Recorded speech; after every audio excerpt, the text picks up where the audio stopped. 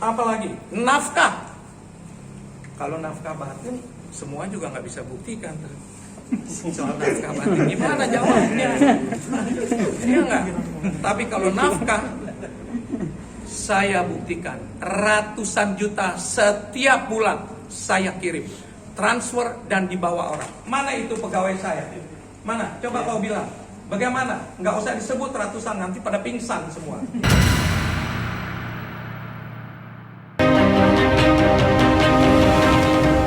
Dan inilah babak baru polemik rumah tangga Desiree dan Hotma Sitompul yang semakin panas. Pasca Desiree Tarigan tampil di depan publik membawa polemik rumah tangganya, Hotma Sitompul yang selama ini diam akhirnya muncul dan angkat suara dengan membawa bukti-bukti untuk menangkis tudingan dari pihak Desiree.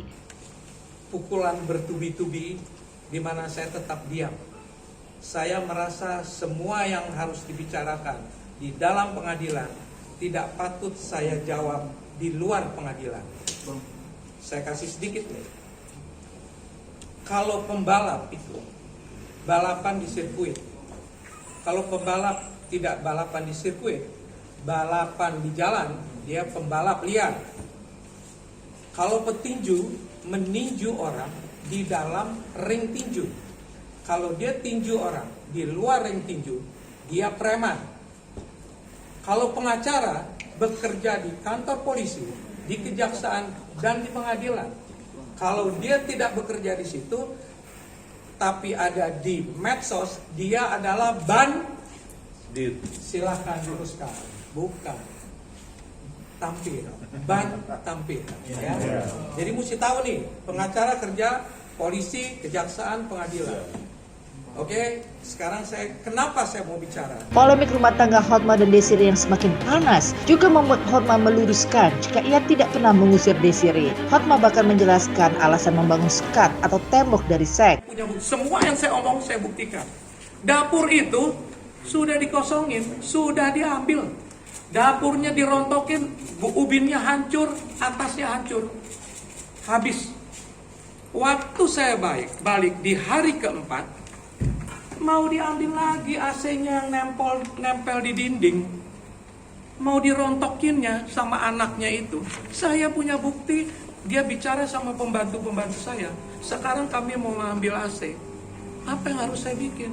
Saya tulislah, tidak boleh masuk. Jangan fitnah, bilang tidak bisa masak di Mami Toko. Dia sudah punya toko besar di situ. Apalagi? Tanah Antasari itu saya beli sebelum pernikahan. Udahlah, jangan ngomong-ngomong. Sebetulnya saya suka sedih nih, karena berhubungan sama mertua saya. Sayalah yang nemenin dia ke gereja. Sayalah yang nemenin dia beli kacamata. Saya yang menyiapkan semua karena dia ibu saya, bukan mertua saya. Bisa datang manusia, datang seret-seret mertua saya yang sudah pasti tanda tangannya tidak dia ketahui.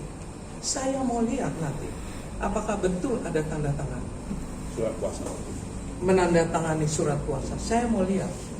Kejam orang itu, orang tua 88 tahun diperlakukan begitu. Saya heran, kok anaknya membiarkan. Sungguh heran saya. Di mana kecintaan kita sama orang tua? Saya mau keluar ini semata-mata karena mertua saya yang saya sayangnya diperlakukan seperti itu. Apalagi yang dia laporkan tidak ada dasar hukumnya. Saya ulangi, tidak ada dasar hukumnya. Kalau dia bilang saya mengambil tanahnya, buktikanlah dulu dengan BPN. Pergi ke BPN, lihat, ukur dulu. Ya. Secara hukum, kalau dia laporkan saya, mertua saya yang sudah uzur itu, masa saya mesti lapor balik? Supaya kalian tahu ya, ini tanah bersebelahan. Satu, saya ada kolam renang di tanah saya. Sekarang dia bilang saya membangun tembok di tanah dia. Buktikanlah. Satu. Kedua, kalau saya ambil tanahnya 1 meter kepanjang, ada tanah saya di Tanah Ribu itu 4 meter ke sana. Masa saya mau lapor balik? Pada waktu itu semua diberikan. Dia berikan ke saya berikan ke dia. Dipergunakan hal ini. Seorang tua renta 88 tahun digunakan oleh manusia itu. Saya tidak akan berhenti. Saya akan laporkan dia kemana saja. Apalagi, kenapa saya bikin tembok?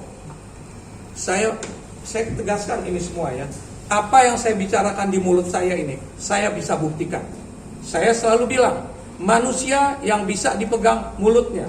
Kalau mulutnya tidak bisa dipegang, dia kambing, buntutnya yang dipegang. Semua yang diomongin itu pengacara, buktikan dia.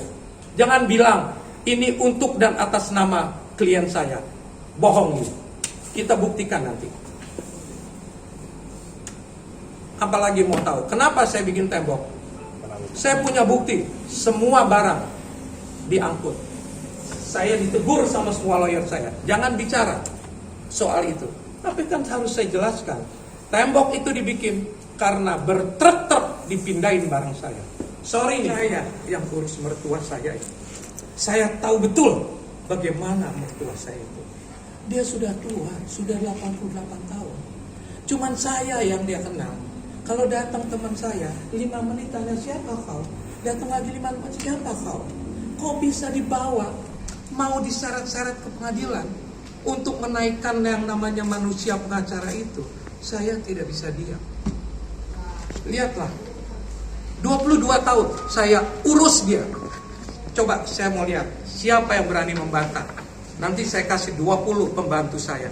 Bagaimana saya setiap pagi, setiap sore menemani mertua saya itu. Hancur hati saya dipakai sama manusia itu untuk mau naikin dia. Kasihanlah orang itu. Nanti kelepasan saya nggak baik. Tidak baik omongan kebaikan saya sebagai anak terhadap ibu mertua saya. 22 tahun saya urus mertua saya. Jangan ada yang bisa bilang saya tidak urus. Tak hanya menjawab pernyataan Desiree yang mengaku diusir, Hotma juga menjelaskan jika selama ini telah memberikan nafkah sebagai seorang suami. Dengan tegas, Hotma membeberkan jika selama ini ia memberikan uang nafkah ratusan juta setiap bulan kepada Ibunda Bams. Apalagi nafkah. Kalau nafkah batin, semua juga nggak bisa buktikan. Soal nafkah batin, gimana jawabnya? Iya nggak? Tapi kalau nafkah, saya buktikan ratusan juta setiap bulan saya kirim, transfer dan dibawa orang. Mana itu pegawai saya? Mana? Coba kau bilang. Bagaimana? Nggak usah disebut ratusan, nanti pada pingsan semua. Ya, betul, Pak. Kenapa begitu? Karena dia bilang tidak. Berapa ratus juta? Bagaimana caranya? Apakah cash? Apakah transfer? Cash setiap bulannya. Nah, ada transfer juga yang kita kirim. Ada setengah bulan. Bisa kita buktikan. Drama, susahlah saya. Nanti saya dibilang, bagaimana tidak memberi nafkah batin? Gimana ngebuktiinnya? Tak hanya menangkis segala tudingan yang diarahkan pada dirinya, Hotma membawa fakta mengejutkan terkait foto kebersamaan Desiree dengan pria lain. Benarkah Ibunda Bams mendua alias selingkuh? Jadi saya hanya menyajikan foto. Saya tidak bilang apa-apa. Inilah fotonya, sudah diperingati berulang kali, jangan. Pada waktu, boleh dibilangin yang pergi itu tadi ya? Yang pergi ke sana. Saya bilang, jangan pergi. Pergi juga 3 hari 3 malam ke Bali. Oh itu kan ini, oh itu silakan aja. Faktanya, sudah berulang kali dibilangin, jangan bergaul sama orang itu. Oh itu kan tim apalah apa gitu. Bang, ini yang pergi ke Bali dan Lombok dengan pengacara muda itu yang inisialnya Kevin itu, Bang? Bukan pengacara dia. Pengusaha atau apa, Bang? Pengusaha. Kalian nih aneh-aneh aja kalian. Orang Surabaya Bang ya? Seizin abang ya, karena pengetahuan abang, seizin abang dan akhirnya mereka pergi berduaan ke... Tidak berduaan, jangan salah lagi. Beramai-ramai. Pemirsa, demikian kabar terbaru dari dunia hiburan tanah air. Jangan lupa like, komen, dan subscribe SG Entertainment untuk menyaksikan video-video terbaru lainnya. Sampai jumpa.